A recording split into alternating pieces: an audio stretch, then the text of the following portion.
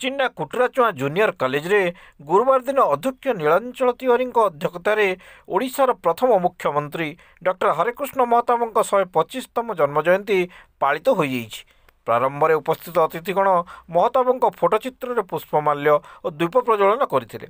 ଏହି ଅବସରରେ ଅବସରପ୍ରାପ୍ତ ଅଧ୍ୟକ୍ଷ ସୁଭାଷ ଚନ୍ଦ୍ର ନାୟକ ମୁଖ୍ୟ ଅତିଥି ଭାବରେ ଯୋଗଦେଇ ମହତାବଙ୍କୁ ଆଧୁନିକ ଓଡ଼ିଶାର ନିର୍ମାତା, ମହାନ ସ୍ୱାଧୀନତା ସଂଗ୍ରାମୀ, ରାଷ୍ଟ୍ରନାୟକ, ସମାଜ ସଂସ୍କାରକ ଓ ସାମ୍ବାଦିକ ବୋଲି ପ୍ରକାଶ କରି ଓଡ଼ିଶା ଗଠନରେ ତାଙ୍କର ଅବଦାନ ବିଷୟରେ ଉଦ୍ବୋଧନ ଦେଇଥିଲେ। ବରିଷ୍ଠ ଅଧ୍ୟାପକ କୃଷ୍ଣଚନ୍ଦ୍ର ପୂଜାରୀଙ୍କ ସଭା ସଂଯୋଜନା କରିଥିବା ବେଳେ ଅଧ୍ୟାପିକା ଭାବନା ପାଣ୍ଡେ ସ୍ୱାଗତ ଭାଷଣ ଓ ଅତିଥି ପରିଚୟ ପ୍ରଦାନ କରିଥିଲେ। ପୂର୍ବରୁ ଆୟୋଜିତ ହୋଇଥିବା ବିଭିନ୍ନ ପ୍ରତିଯୋଗିତାରେ ବିଜୟୀ ଛାତ୍ରଛାତ୍ରୀମାନଙ୍କୁ ମୁଖ୍ୟ ଅତିଥି ସୁଭାଷ ଚନ୍ଦ୍ର ନାୟକ ମାନପତ୍ର ବଣ୍ଟନ କରିଥିଲେ। ଶେଷରେ ଅଧ୍ୟାପକ ସତ୍ୟନାରାୟଣ ପଟେଲ ଧନ୍ୟବାଦ ଅର୍ପଣ କରିଥିଲେ।